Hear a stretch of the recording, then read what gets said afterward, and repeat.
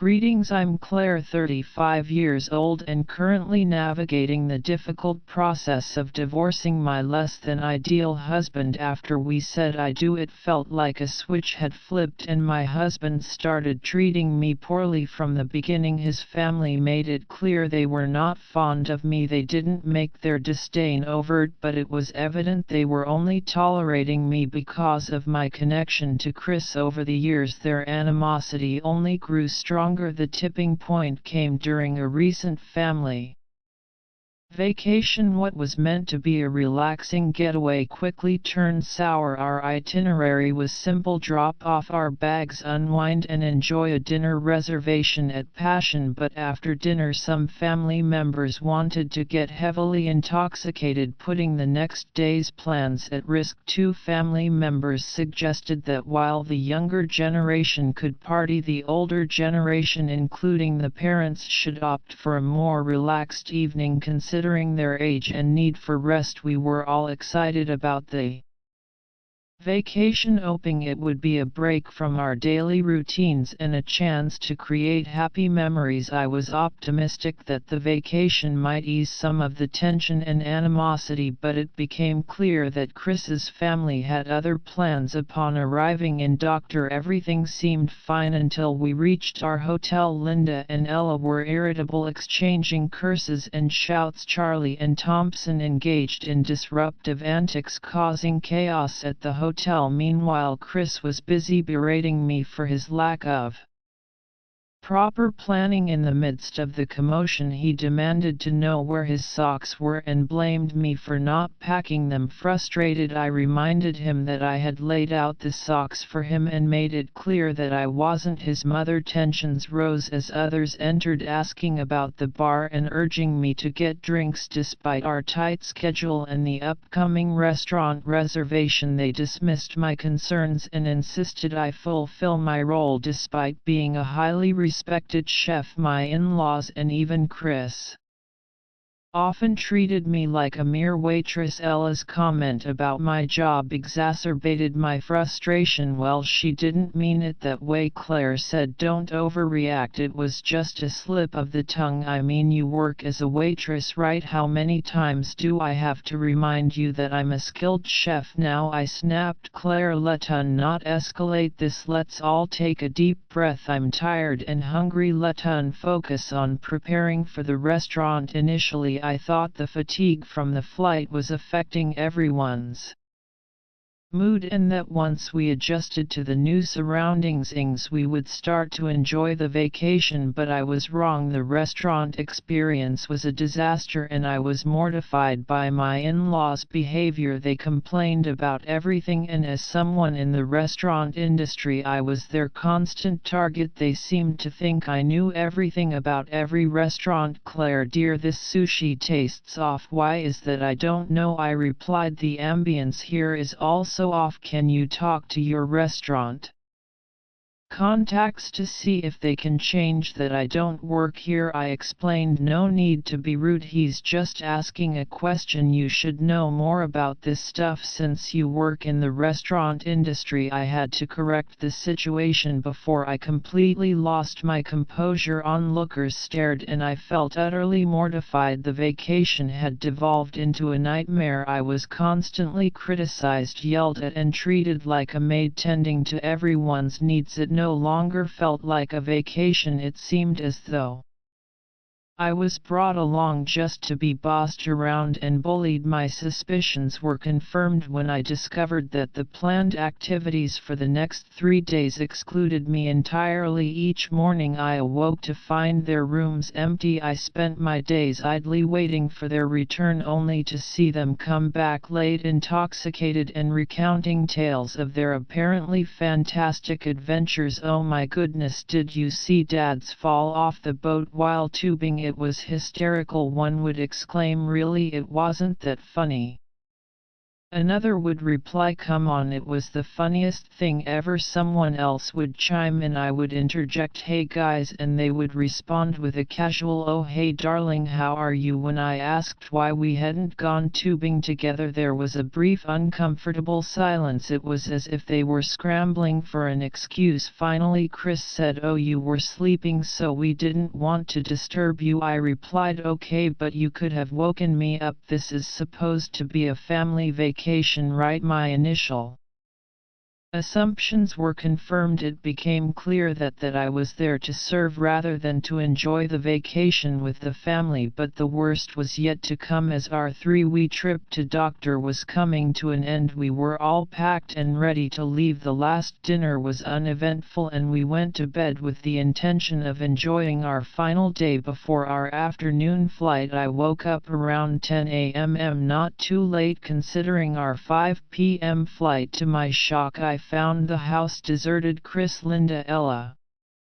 Charlie and Thompson had all left their bags, nowhere to be found. I was stunned. I frantically called Chris and, as my anxiety peaked, contacted the front desk for answers. The receptionist confirmed my worst fears. Everyone had left around 9 a.m. and she was equally puzzled that I was the only one left behind. The question that loomed was, why leave me sitting alone and grappling with the situation? My initial hurt and confusion turned into a simmering anger. It became clear that they harbored a deep aversion towards me. Although there had been hints of their hostility through their exclusion, I hadn't fully grasped their extent of cruelty. Despite my urge to call and confront them, I decided instead to plot my revenge. I was done with their games. As I calmed myself from the earlier panic, I reminded myself of the beautiful surroundings and resolved not to waste the rest of the trip on tears or self-pity. I decided to turn the situation around and make the most of my extended vacation. I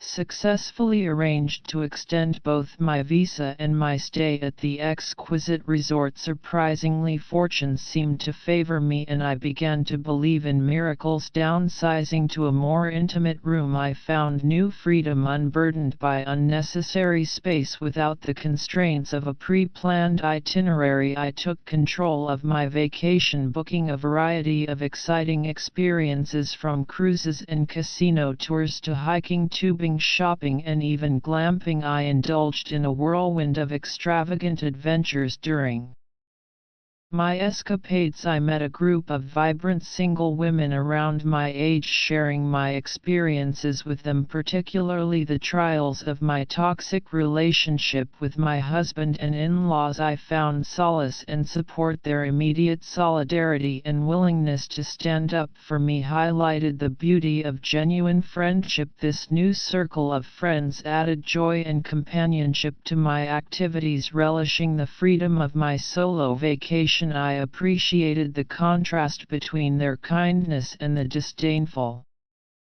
attitude of my ex-husband and his family. Over the next 2 weeks, each day brought new delights and solidified my sense of happiness. On the day Chris and his toxic crew departed, I received a phone call from him that set the tone for our conversation. Despite feeling a mix of frenzy and overwhelm, I maintained a composed demeanor, determined not to let them see the impact of their actions. "Hello," I answered calmly. "Your tone sounds reassuring. I trust your journey was safe," Chris said, his voice laced with an insincere concern. "Yes, the flight was smooth. Are you okay?" "Absolutely. I have plans for the evening, but that's none of your concern." "Excuse me, but as your husband and family, we have a right to know your plans." "Well, it's funny you mention family, considering families and husbands don't just abandon each other." I woke up to an empty house, fully aware that this trip was just an excuse to use me. "Spare me your fee and sympathy. It's as convincing as fish-flavored ice cream. Your mistake was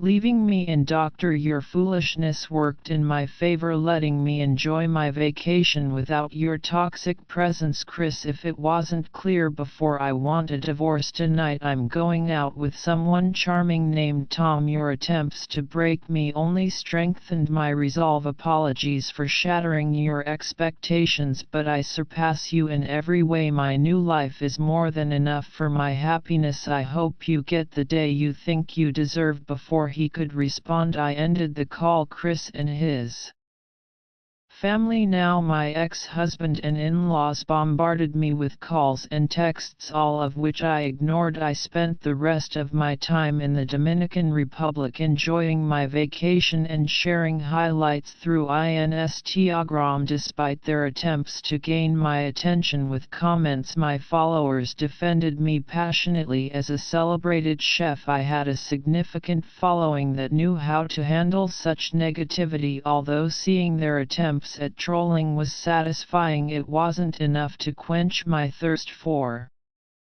revenge. As my extended vacation drew to a close, I faced the reality of awaiting me back in Louisiana. Rather than returning home immediately, I chose to stay in a hotel, leaving my adversaries in suspense about my whereabouts. I returned to my fulfilling job and shared updates on social media to signal my return, all while deliberately avoiding communication with Chris and his family, ignoring their relentless 100 messages and missed calls. I remained unresponsive. The idea of revenge had been brewing, but it crystallized into a plan only when I realized how to strike at the core of their tightly family bonds. They derived satisfaction from uniting against me, so I contemplated how they might react if their unity was threatened by their own internal conflicts. My conviction was that those who seek to destroy others often have the most fragile self-esteem, vulnerable to sudden collapse. Not to mention, this family managed a joint business, and I suspected their professional dealings might have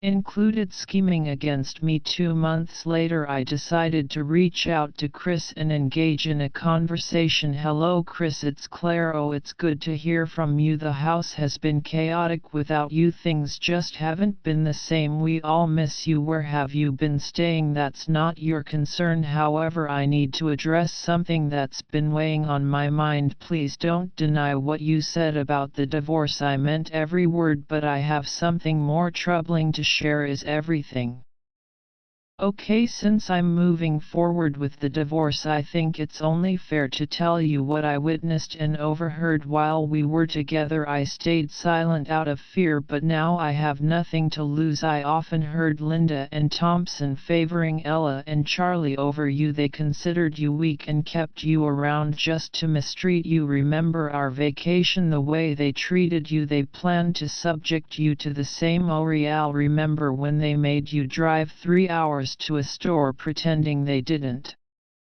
know? They knew all along. Oh, that's ridiculous. Mom and Dad would never do that. That's not all. Charlie and Ella also pulled some trips. Remember that seminar you wanted to attend? They had an extra invitation that could have been yours, but they gave it to your cousin Samuel instead. You're making this up. They wouldn't treat me like that. We're family. Are you sure you want to believe that they have a separate chat group without you, just like you have one without me? No way. I refuse to believe you. If you choose to remain in denial, that's your prerogative. But here's one last revelation. Your mother has been cheating on your father for the past 10 years with someone named Beverly, a contractor. I don't believe a word you're saying. You must be lying. Don't believe me? Fine, verify it yourself. At that moment, I bombarded him with a flurry of texts and email threads corroborating everything I had mentioned. It turns out that with a dedicated group of followers, you can unearth any information you need know.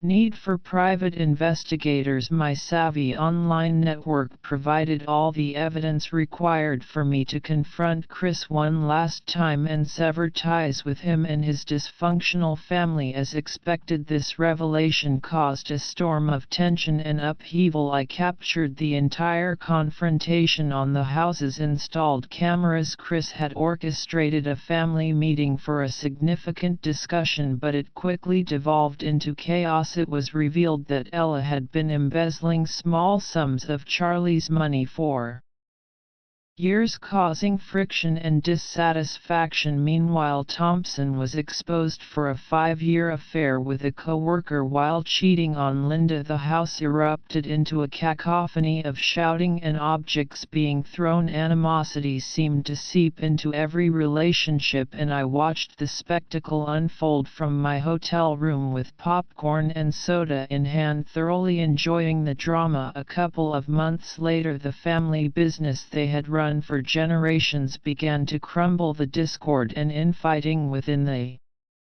family had a disastrous impact on their business, leading to a steep decline in subscribers and eventual bankruptcy. Their once thriving business was reduced to a shadow of its former self, sullying the family name. Communication between them ceased entirely, and even their extended families began to distance themselves. A pervasive sense of misery and isolation took hold, confirming that my revenge had been more than just a fleeting success. It had been thoroughly achieved.